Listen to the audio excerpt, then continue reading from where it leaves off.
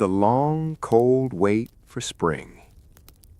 Hey guys, if you want deep sleep stories every night, subscribe now and welcome back to the deepest, darkest hours of the night, or whenever you've decided to finally dim the lights and settle in for some deeply detailed, extremely long, and perhaps mercifully boring history. It's a gentle, meandering journey we're taking tonight, so go ahead and get comfy. Adjust your pillows. Maybe grab a lukewarm cup of something vaguely tea-ish. The volume should be low, the lights should be non-existent, and your brain should be prepared to just float. Tonight, we're doing a little time travel, but we're not going anywhere exciting. We're going to the mud. Specifically, we're going to dive into the truly unglamorous, often tragically short, and profoundly chilly lives of the medieval European peasantry, and we're going to watch them survive winter. Because honestly, surviving winter in the Middle Ages, especially for the roughly 90% of the population who were not nobles, bishops, or anyone with 2 fireplaces and a fur cloak, was a full-time, high-stakes, deeply unpleasant job. It wasn't just a season, it was a looming annual existential threat. Think of your worst winter power outage, but instead of 3 days, it lasts for 3 to 5 months, and there's no Amazon Prime, no takeout, and nobody has invented the concept of vitamin C yet. It's all just cold and dark, and you're hungry, because of course you are. Let's start with the basics, the place. Where are our peasants living? Not in a nice stone cottage with a chimney, let's be real. The average peasant family, and they were large families because babies were free labor and also mortality rates were, high, lived in what was usually called a cruck house, or more depressingly, a wattle and daub structure. The wattle part is just woven branches or sticks, and the daub is a charming mix of mud, clay, sand, straw, and possibly animal dung. It's an organic building material, which sounds very nice and sustainable, but what it mostly means is that it's not particularly weatherproof, especially not against the kind of damp, bone-chilling cold that really settles into your joints. Their roof? Probably thatch, which is dried reeds or straw, and it's excellent for keeping the direct rain out, but it's an absolute magnet for damp little creatures, and it's not exactly insulation. The floor was just packed earth, dirt, which is cold and usually damp, and shared with the livestock, because why waste precious body heat? Yes, a major strategy for surviving the winter was bringing the most valuable and warmest animals, the cow, maybe a few sheep, right inside the house with you. They were an investment, a food source, and most importantly, a massive, hairy, 4-legged radiator. The air quality, as you can probably imagine, was truly sublime. Between the body heat and the body odors of 7 or 8 family members, plus the cow, plus the smoke, it was a thick, soupy atmosphere. Ah yes, the smoke. That brings us to heating.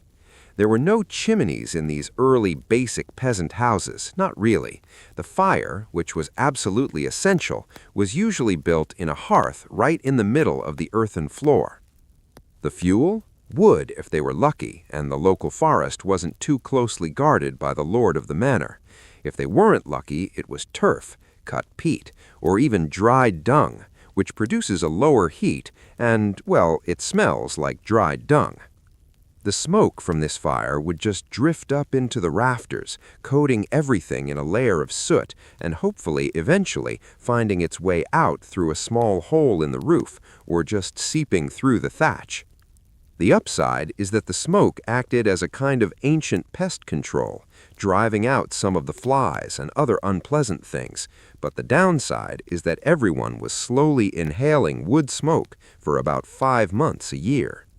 It was this constant low-level atmospheric assault that made the winter truly a challenge for the lungs, but that was just the background noise.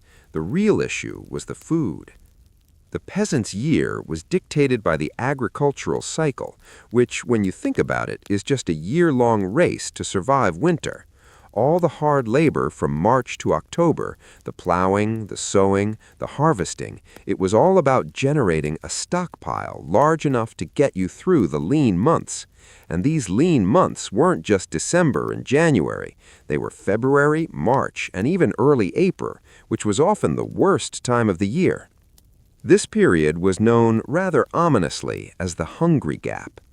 You spent the summer and autumn harvesting, and you stored everything you could. Grains, wheat, rye, or the more common, hardier barley or oats, were the foundation of life. They were used to make pottage, which was a thick, almost sludge-like porridge cooked in that single central pot over the hearth, and it would be the main dish for breakfast, lunch, and dinner. It was dull, it was repetitive, and it was eaten until the very last grain was gone. The thing about grain, though, is that even when stored well, it's susceptible to damp and rot, and of course vermin. The winter was a constant battle to keep the rats and mice from eating your survival fund, and once the stores started to deplete, the rations became smaller. The food wasn't just low in calories, it was critically low in everything else. Protein was a luxury. Maybe they had a pig, and maybe, just maybe, they slaughtered it in November. This was a huge event. The pig was butchered and the meat was preserved, often by salting or smoking it. But this preserved meat was not for daily consumption. It was a treasure, something to be guarded and only used sparingly for flavor in the pottage, or to sustain the family during the very worst stretches, or to feed the father or sons who might still have essential winter labor to perform for the manor lord. Vegetables were root crops mostly, turnips, parsnips, and maybe cabbages if they could be kept from freezing in a simple cellar or pit. These too had to be carefully rationed. Fresh fruit? Forget about it. The occasional jar of dried berries, perhaps, if someone had been exceptionally diligent in the summer, but the diet was overwhelmingly brown, starchy, and nutrient deficient. This is why winter was the season of illness. Not just the cold, but the nutritional deficiencies just slowly wore down the immune system. The lack of fresh food meant that conditions like scurvy, caused by vitamin C deficiency, were common, weakening teeth and joints. The constant consumption of stored grain could also lead to issues like ergotism or St. Anthony's fire, if the rye was infected with a fungus. This was a truly horrifying condition that caused intense pain, convulsions, and even gangrene, where limbs would literally feel like they were burning or falling off. It was a deeply, deeply tragic situation, and winter was when it all came to a head. So what did they do during these months? Well, ironically, in some ways they worked slightly less outdoors. The frozen or waterlogged ground couldn't be plowed, and there was no harvest. But this didn't mean it was vacation time. Oh no, the women of the household, of course, had no rest. They were responsible for maintaining the fire, preparing the food, which involved hours of grinding grain into flour with a hand mill called a quern, and it would be the main dish for breakfast, lunch, and dinner. It was dull, it was repetitive, and it was eaten until the very last grain was gone. The thing about grain, though, is that even when stored well, it's susceptible to damp and rot, and of course vermin. The men, if they weren't needed for odd jobs by the Lord, like fence mending or carrying messages or chopping the Lord's firewood, would spend the time repairing tools, making baskets, or carving wooden implements. It was a time for simple crafts, and it was a time for social life, such as it was. The winter often brought the peasant community closer together because, again, body heat is a limited resource. Neighbors would gather in the darkest, coldest hours, probably in the largest and warmest hut in the village, for storytelling. These weren't necessarily cozy, fun evenings. These were important cultural and social events, a way to pass on religious stories, local lore, and ancient tales. It was a vital mental escape from the cold reality pressing in on all sides. The light for these gatherings would have been incredibly dim, usually just a rushlight, a reed dipped in animal fat, which provided barely more than a flicker. The rest was darkness, and the gentle, monotone drone of a voice telling a very long story sounds kind of familiar, actually. Religion, too, became an even more central part of life during this season. Christmas, or Christmastide, was a rare and vital break in the gloom. It marked the symbolic halfway point of the cold. The Christmas season, which ran from Christmas Day to the Feast of the Epiphany on January 6th, was the one time of the year when the peasants might expect a small break or a small feast provided by the lord of the manor. It wasn't charity, it was a way to maintain social order and, frankly, to remind the peasants just who was in charge of the food supply. But for a few days, the pottage might have a tiny scrap of real meat, or they might be given a rare treat of ale. And the church, with its stone walls and perhaps the warmth of many bodies gathered together, offered a brief sanctuary from the freezing walls of their own homes. But once the Epiphany passed, the mood would sour again. January and February were the grind. The days were still short, the sun was weak, and the food stores were shrinking fast. The specter of the hungry gap was growing larger every day. The work would start again when the ground thawed, but that might not be until late March or April, and those months, even with the first glimmers of spring, were truly the hardest. You were weak from months of poor diet, your grain was gone, and you were waiting desperately for the first edible green shoots to appear. In a bad year, people would resort to eating tree bark or boiling leather to get some kind of substance in their stomachs, which is a truly desperate kind of hungry. The takeaway here, the deep sleep-inducing truth, is that the peasant winter wasn't about drama, it was about endurance. It was a quiet, cold, stinky, hungry waiting game, played out over centuries in dark little huts shared with livestock. It was a testament to human resilience, absolutely, but also to just how fundamentally miserable and physically debilitating life was for the vast majority of people during this era. They weren't fighting off Viking raiders or plotting political intrigue.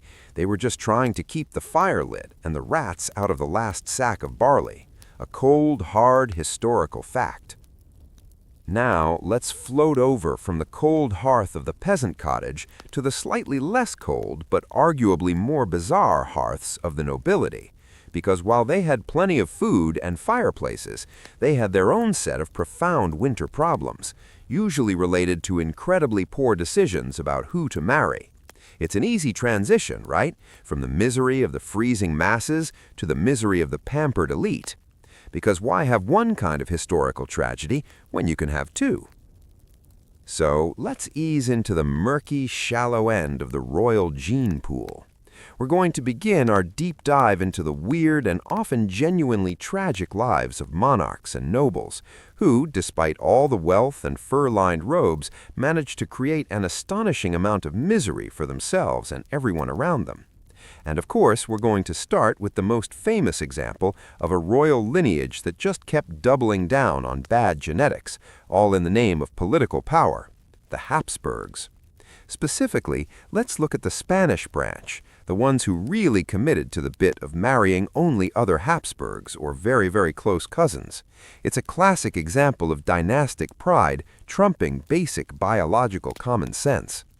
The saying goes that every Spanish Habsburg portrait has a jaw you can hang your hat on, and it's not really an exaggeration. It's a medical condition given political importance. We're starting our descent into this genetic mess with Philip I of Castile, known as Philip the Handsome. He was born in 1498. Now, the Handsome, of course, he was. Historical nicknames are always so wonderfully ironic. Philip was Father Maximilian I, Holy Roman Emperor, and his mother was Mary of Burgundy, who was actually quite wealthy in her own right. Philip was a Habsburg, one of the original major league players in the European royal game. His marriage, however, is what sets this whole tragedy in motion. In 1996, Philip married Joanna of Castile, who would eventually become known as Joanna the Mad. Now, this was supposed to be a brilliant union, a perfect political alliance between the rising power of the Habsburgs and the newly consolidated power of Spain, the land of Ferdinand and Isabella. Joanna was the daughter of those two big-deal Spanish monarchs, so theoretically it was a home run. But in practice, it was a disaster, both emotionally and politically. And it was the first major step toward the Spanish-Habsburg genetic singularity. Joanna, by all accounts, was bright, highly educated, and fluent in multiple languages. She was a major political prize. But she also had a deeply, intensely passionate and somewhat possessive nature, which was probably not helped by the stresses of royal life, constant childbearing, and, being married to the handsome. Philip, despite the nickname, was by many accounts a total piece of work. He was described as a charming and frivolous playboy, constantly unfaithful to his wife. And Joanna, deeply in love with him, was tormented by his infidelities. Her jealousy became legendary, the stuff of court gossip and eventual political concern. She wasn't just mildly annoyed, she would have intense emotional public meltdowns. On one occasion, she reportedly attacked a noblewoman she suspected Philip of being involved with, and in another famous incident, she locked Philip's servants out of his quarters when he was ill to prevent other women from seeing him. Now, we should be careful about the Mad nickname. In the 16th century, madness was a convenient label to slap on any powerful woman who didn't conform to expectations, or, more importantly, on someone whose claim to the throne was politically inconvenient. And Joanna's claim was very inconvenient for the men in her life, especially her father, Ferdinand, and later her son, Charles. When Philip I died in 1906, the marriage was cut short, and this is where Joanna's mental health truly seemed to unravel. Or at least this is when her grief was weaponized against her. Philip died suddenly, possibly of typhus, but court rumor, because why not, suggested poison. Joanna was absolutely inconsolable. She refused to allow his body to be buried for 3 years. She traveled with the casket, a large, macabre cortege slowly moving through Castile, insisting on opening the coffin to kiss her husband's feet every night to prove he wasn't really dead. This wandering, grieving queen with the unburied corpse of her charming, faithless husband became a major political scandal, and the stage was set for her permanent political neutralization. Her father, Ferdinand II of Aragon, conveniently used this public display of grief and instability to declare his daughter incapable of ruling, and he essentially locked her away. Later, her own son, Charles, would keep her imprisoned in the royal convent of Santa Clara in Tordesillas until her death in 1555. She was a queen of Spain for almost 50 years, but she ruled for only a few months. The rest was spent in forced confinement, a political prisoner of her own family. A truly sad, deeply tragic fate for a woman who was probably suffering from severe clinical depression, rather than the cartoonish madness that history prefers to remember her by. The real historical sting, however, is that this union, the one between Philip the Handsome and Joanna the Mad, produced Charles V, Holy Roman Emperor and King of Spain. And Charles, a man who, by all accounts, was a political genius, decided to carry on the family tradition of marrying his cousin. Charles V married his first cousin, Isabella of Portugal. She was the daughter of his mother Joanna's sister, Maria. This is already a very tight circle of Spanish, Habsburg, and Portuguese royalty, and the inbreeding is already starting to build up steam, quietly, just under the surface of the royal family tree. This practice was almost entirely about preserving the family's massive holdings, the vast territories that they ruled over, which stretched from the Americas to Austria. If you married someone outside the family, you might have to share some land, and for a Habsburg, that was apparently a fate worse than a genetic mutation. Charles V and Isabella's children were, thankfully, relatively healthy, which perhaps gave the family a false sense of security about their marriage habits. This is where we get Philip II of Spain, who inherited the throne and was arguably the most powerful monarch in the world at the time. Philip II inherited not just an empire, but also the family tradition of marrying close relatives, because why stop a good thing? Philip II had 4 wives, which is generally considered a good number for a man who wants an heir and has a very high infant mortality rate in his family line. But let's look at the choices.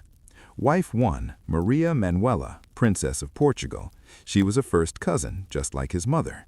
She died shortly after giving birth to their son, Don Carlos. We'll get back to Don Carlos because he's a whole barrel of genetic fun all by himself. Wife 2, Mary I of England, aka Bloody Mary. She was his double first cousin, meaning they shared 2 sets of grandparents. This marriage was childless, but still remarkably awkward. Wife 3, Elizabeth of Valois. Not a close relative. Finally, a break in the pattern. They had 2 daughters, but no sons. Wife 4, Anna of Austria, and we're back to it. Anna was the daughter of his own sister, Maria, and the Holy Roman Emperor Maximilian II. That makes her Philip II's niece. This is the closest relationship allowed by the Catholic Church at the time, but even the Pope had to grant a special dispensation for the wedding, a marriage between an uncle and a niece. It sounds like something out of a Greek tragedy, but for the Habsburgs, it was just a Tuesday. This deeply inbred 4th marriage was the one that finally produced the heir, Philip III of Spain, but the damage was done. The Spanish Habsburg family tree had become less of a tree and more of a heavily braided rope. The genetic consequences were stacking up silently in the royal DNA. Philip III, the product of the uncle-niece marriage, was by all accounts a gentle, devout man, but not a particularly strong king, preferring to delegate most of his power to his chief minister.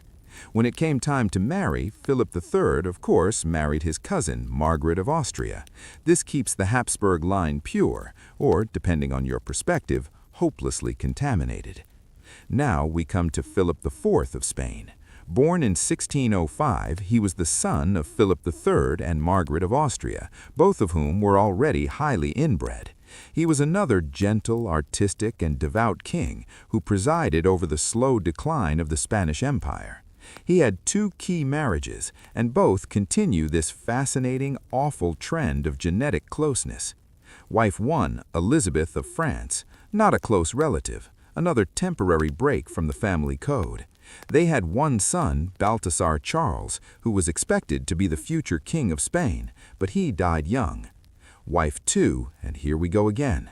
After his first wife died, Philip IV married his niece Mariana of Austria. Yes, his own sister's daughter. Mariana was actually originally intended to marry his son Balthasar Charles, but when Balthasar Charles died, Philip, needing a male heir, simply married his son's fiancée/his niece himself, because why let a perfectly good Habsburg princess with a valuable bloodline go to waste? This is the kind of deeply practical yet utterly chilling dynastic decision-making that defined the era. And this union between Philip IV, uncle, and Mariana, niece, gives us the final, heartbreaking, and most famous chapter in the Spanish Habsburg story, Charles II of Spain. Charles II was born in 1661, and his entry into the world was less than a celebration and more an immediate, worrying medical assessment. He was, to put it gently, a walking genetic catastrophe. His famous nickname in Spanish, El Hechizado, the Bewitched, tells you everything you need to know. The people believed that his physical and mental ailments could not possibly be natural. They had to be the result of a sorcerer's curse. They were wrong. It was just the result of about 150 years of relentless royal inbreeding. If you look at his pedigree, it is astonishing. Out of his 8 great-grandparents, Charles II only had 4 distinct individuals. Think about that. Instead of having 8 people contributing genetically to his existence a few generations back, he only had 4, because the same people kept showing up on both sides of his family tree. His coefficient of inbreeding was 0.25, which is higher than the coefficient that would result from a brother-sister union, 0.25. It was literally like his parents were full siblings, even though they were just uncle and niece. The level of shared DNA was extreme. The physical results were devastating. He was sickly from birth. He couldn't speak until he was 4 and couldn't walk until he was 8. He was described as having an extremely large head, a body that was weak and frequently ill, and a face characterized by the now legendary Habsburg jaw, or mandibular prognathism. His lower jaw was so massively distended that his upper and lower teeth couldn't meet. His tongue was so large and swollen that he could barely speak, and he drooled constantly. Eating and chewing must have been a profoundly difficult and messy ordeal, and he was often mentally disabled, struggling with comprehension and focus. Yet he was king of Spain, the most powerful man in one of the world's great empires.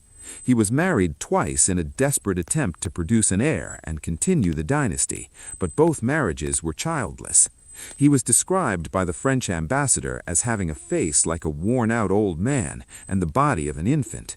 He was constantly suffering from fevers, convulsions, and pain, and he was completely impotent.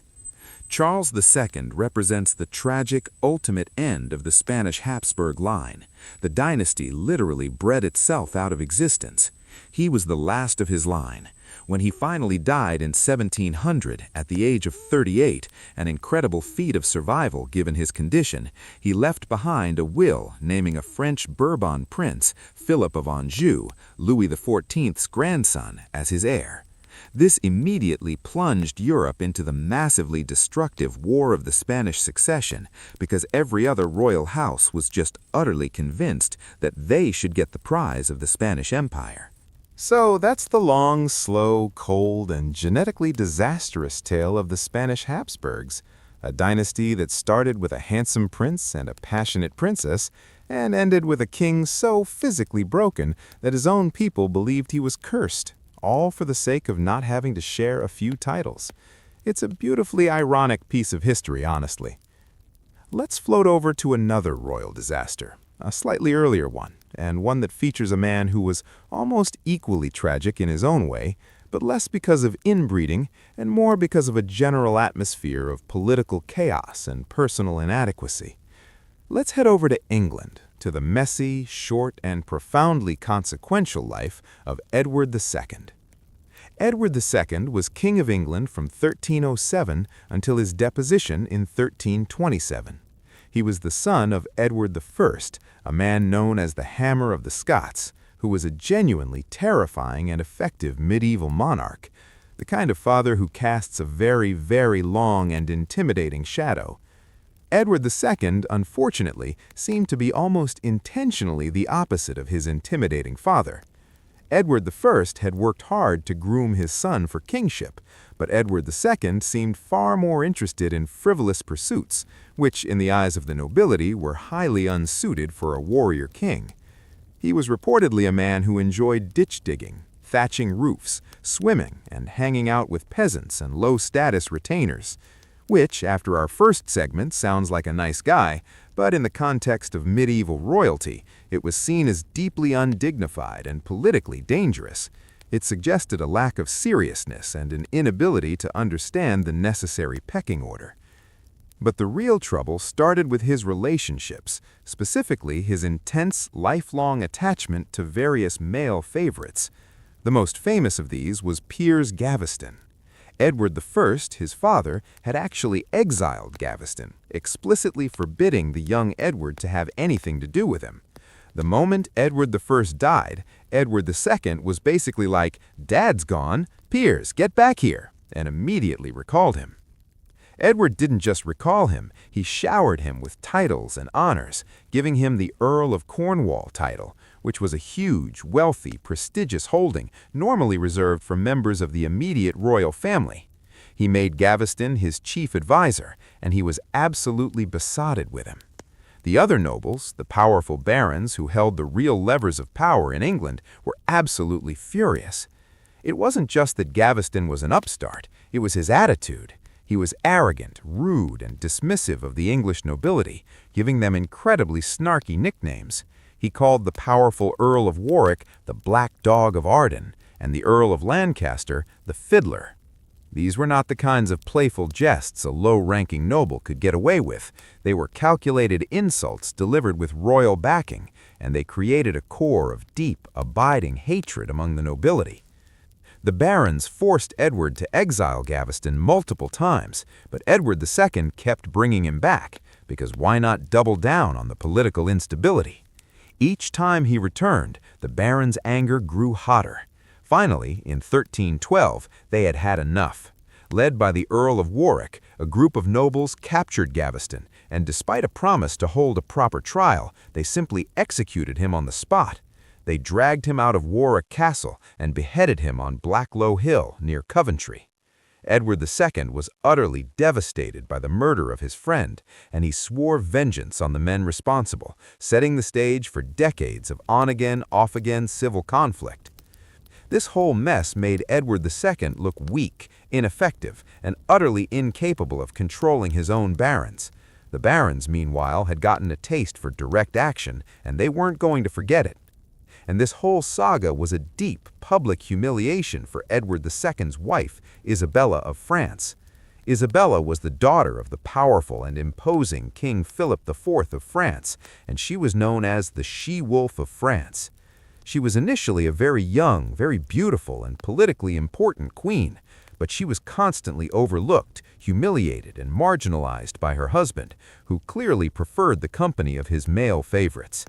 Isabella watched as the king's attention and royal patronage were constantly diverted away from her and her children and toward men like Gaveston, and later the even more problematic Hugh Despenser the Younger. The Despensers, father and son, essentially replaced Gaveston as Edward's chief favorites and were arguably worse.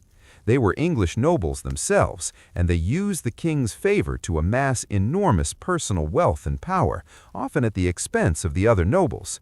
They were greedy, arrogant, and they were frankly universally hated by the other nobles. Hugh Despenser the Younger became Edward's companion, and the king became completely dependent on him, giving him vast tracts of land and a terrifying amount of influence. The other nobles, the powerful barons who held the real levers of power in England, were absolutely furious.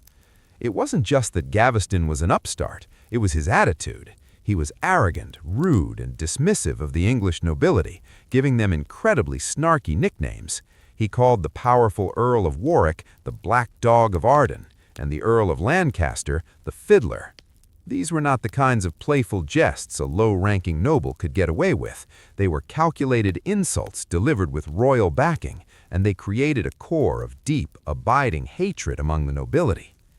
The barons forced Edward to exile Gaveston multiple times, but Edward II kept bringing him back, because why not double down on the political instability? Each time he returned, the barons' anger grew hotter. Finally, in 1312, they had had enough. Led by the Earl of Warwick, a group of nobles captured Gaveston, and despite a promise to hold a proper trial, they simply executed him on the spot. They dragged him out of Warwick Castle and beheaded him on Blacklow Hill near Coventry. Edward II was utterly devastated by the murder of his friend, and he swore vengeance on the men responsible, setting the stage for decades of on-again, off-again civil conflict.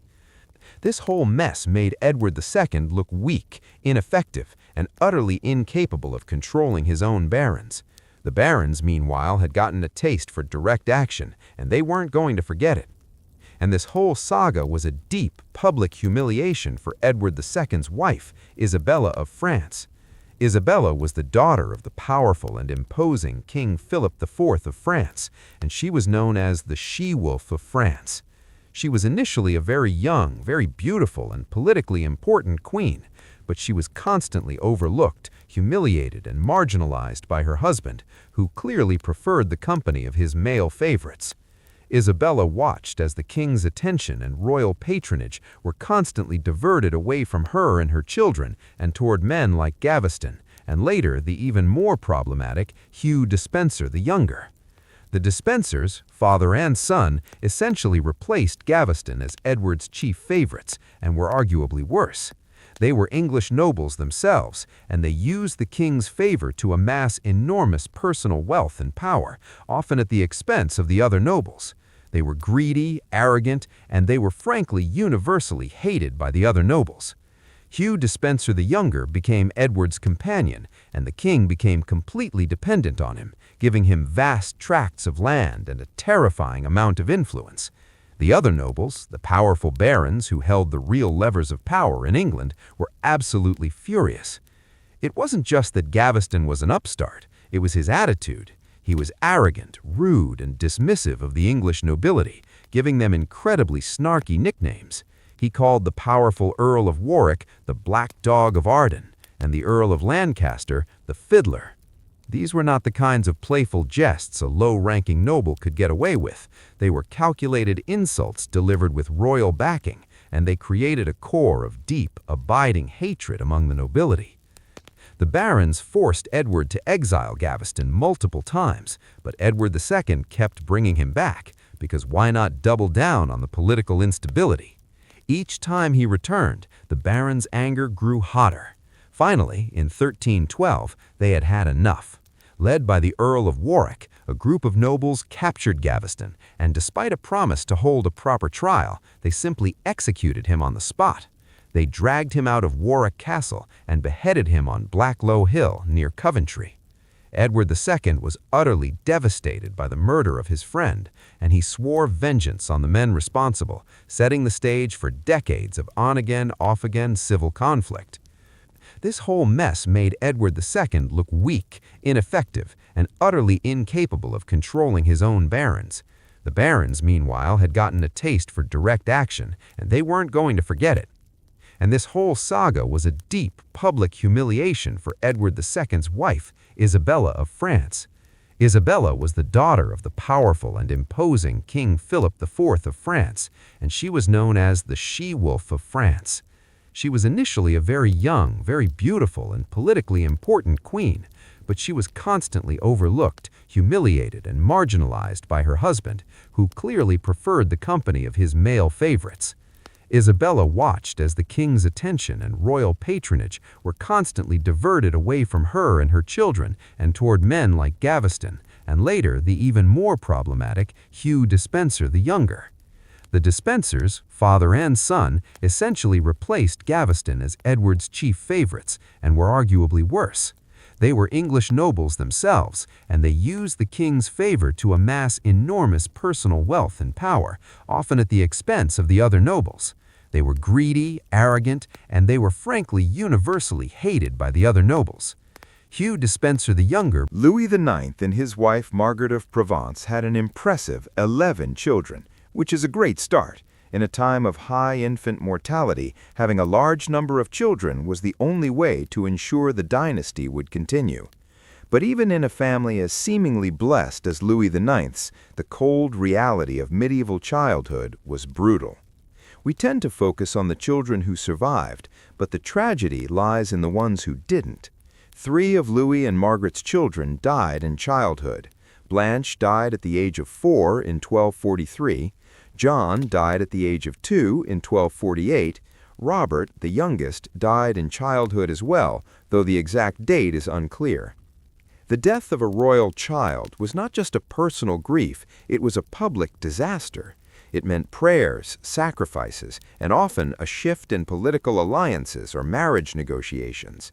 And this was the norm, even for the most powerful families. Let's look at another French king, Charles VI, known as Charles the Mad, because of course they all had to have a dramatic nickname.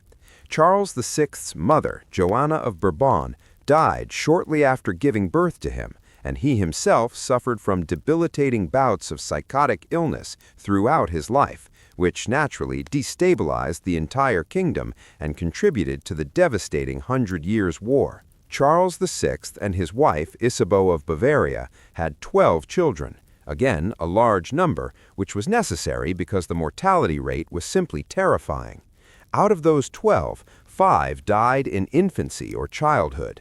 Think of the sheer toll this must have taken on Isabeau, 5 pregnancies that ended in a funeral. Charles, Dauphin of Viennois, died at the age of 2. Mary died at the age of 5.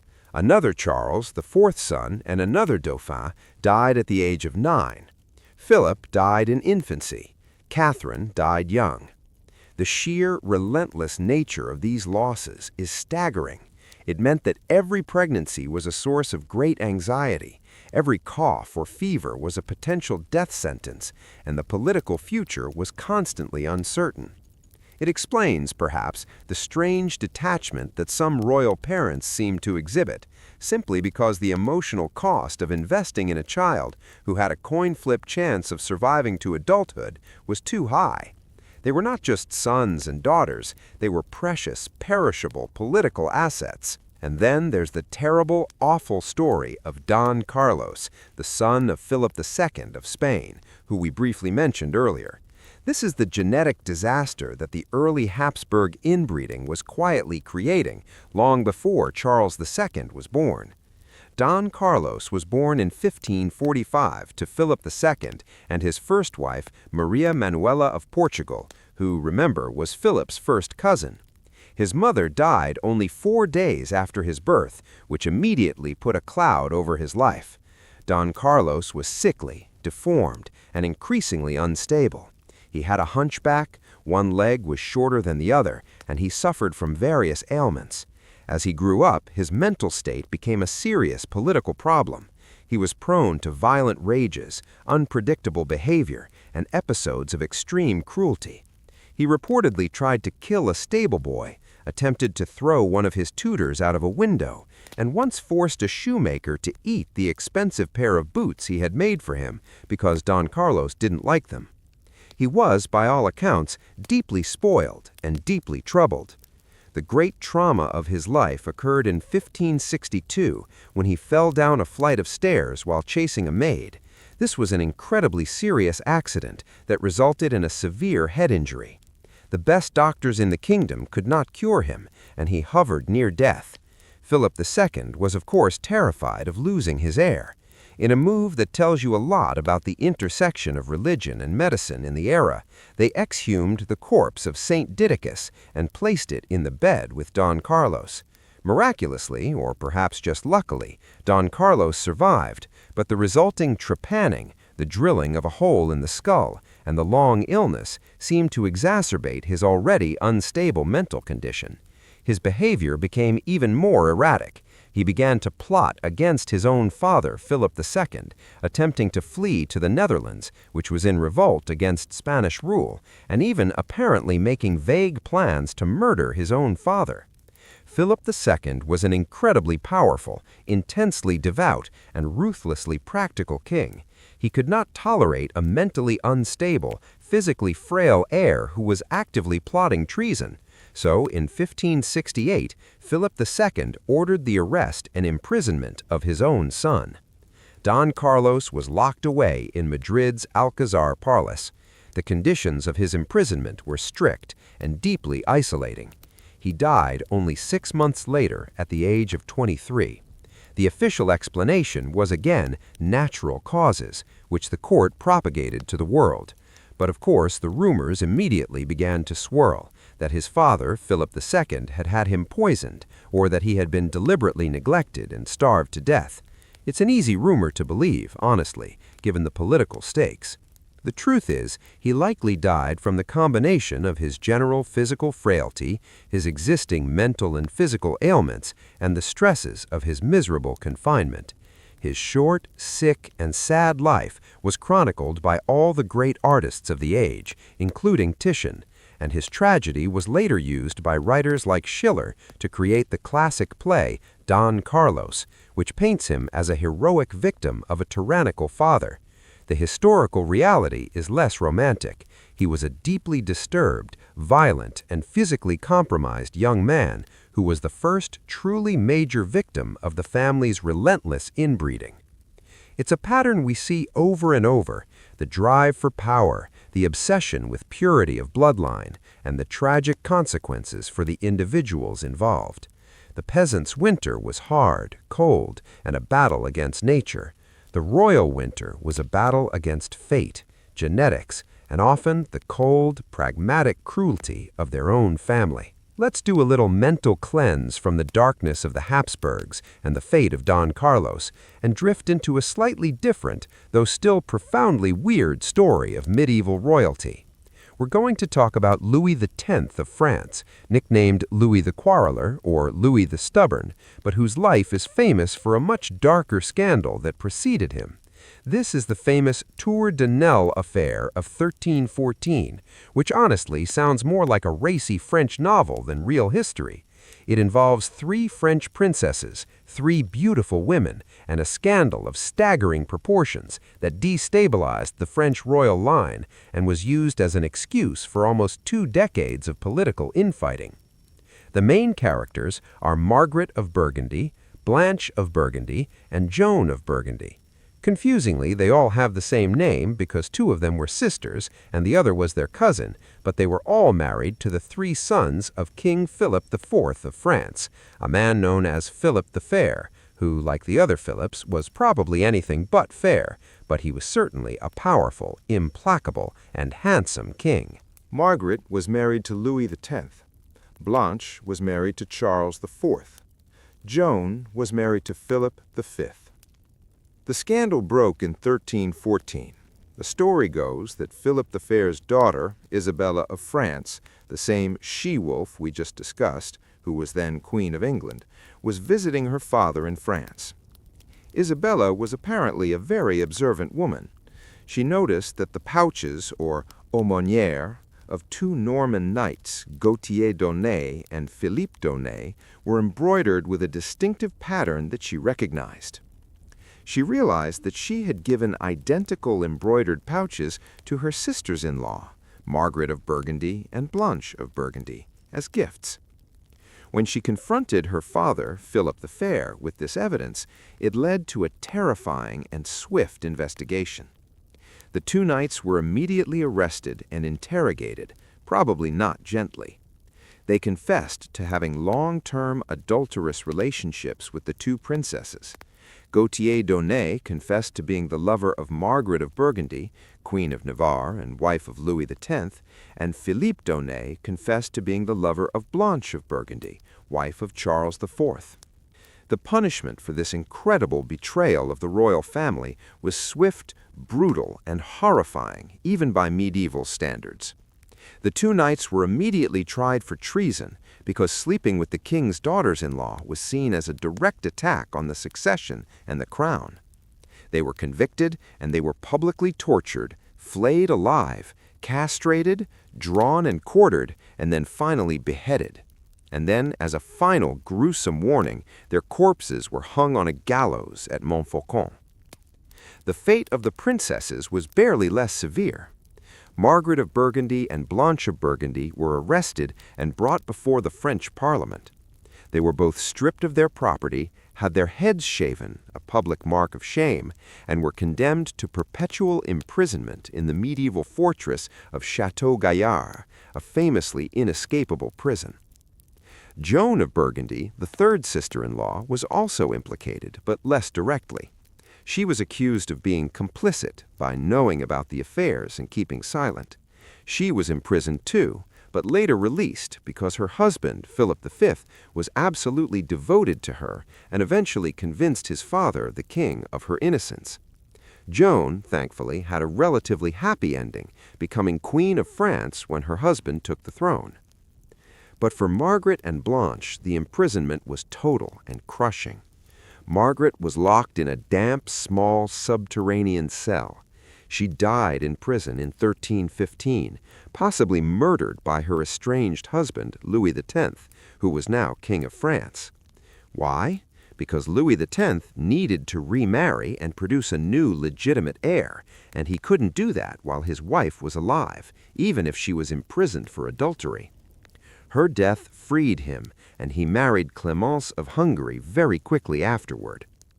Blanche spent 8 miserable years in prison before her husband, Charles IV, had their marriage annulled on grounds of spiritual affinity, a fancy legal term to say that they had a relationship through God that made their marriage invalid, which was probably a lie, but it was a way to get rid of her.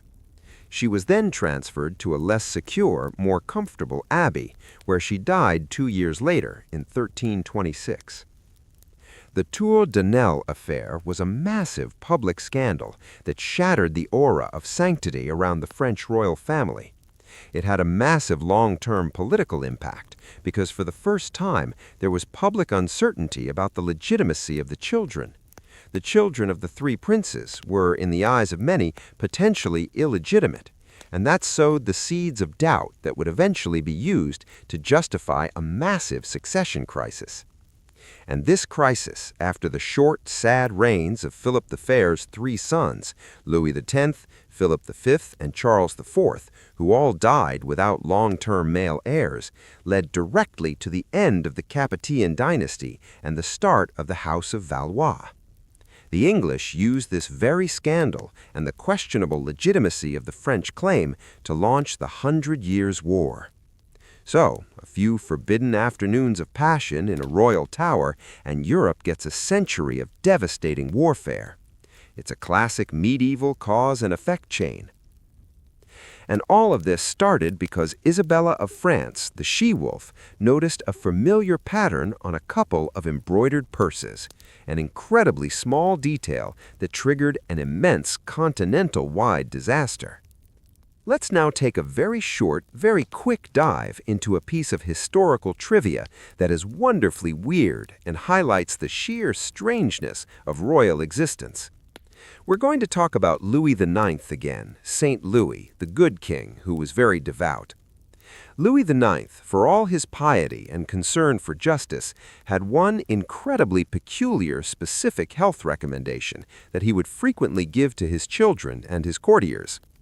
He suffered from various digestive issues throughout his life, and he was absolutely convinced of the medicinal and spiritual value of bathing the buttocks in wine. Yes, wine. It was a common antiseptic in the medieval world, and Louis IX believed that bathing the lower parts of the body in wine was an excellent way to maintain health and prevent illness. He would frequently advise members of his court to do this very specific washing, and because he was the king, and a saintly one at that, people generally had to comply, or at least pretend to. Imagine being a noble, a powerful figure at court, and having the king solemnly advise you to go home and wash your rear end with a glass of good claret. It's a wonderful example of the disconnect between the official, glorious image of a great medieval monarch and the deeply strange, often profoundly unhygienic reality of their day-to-day lives and health practices. And that's the kind of detail we love, isn't it? The little cracks in the imposing facade of history that reveal the weird, human, and often slightly ridiculous people underneath. We're going to gently move on now from the buttock-bathing king and the inbred Habsburgs, and we are going to look at another major historical tragedy, but one that is often overlooked in favor of the more dramatic tales of war and conquest, the medieval royal prisoner. This is the political equivalent of being sent to the cold, damp, endless winter of the peasant. Once a royal personage became politically inconvenient, they weren't often killed outright. That was messy and drew too much attention.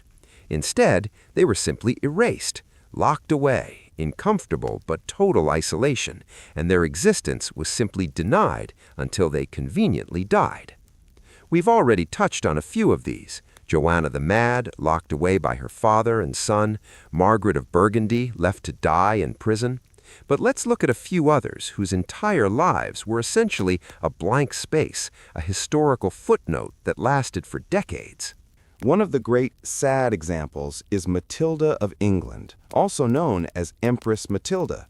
She was the daughter of Henry I of England, and she was a major player in the English succession crisis known as the Anarchy in the mid-12th century. She was married to the Holy Roman Emperor, which gave her the title Empress, and she was the mother of Henry II, the first Plantagenet king of England. But before all that, when her father, Henry I, died, the throne was seized by her cousin, Stephen of Blois. This led to a very long, devastating civil war. Matilda was a brilliant, iron-willed woman, but she was never crowned Queen of England. She failed, and eventually the conflict was resolved by having Stephen remain king until his death, and then Matilda's son, Henry, would inherit. Matilda, the rightful heir, was essentially put on ice. She spent the rest of her long life in a kind of political retirement in Normandy. She was still an important figure, and her son, Henry II, constantly consulted her. But her life was defined by the fact that she was a queen who never sat on the throne, a highly intelligent and politically capable woman who was forced to wait and watch while the men in her life sorted out the mess. It's a quiet tragedy, not of imprisonment, but of being actively sidelined after a lifetime of striving.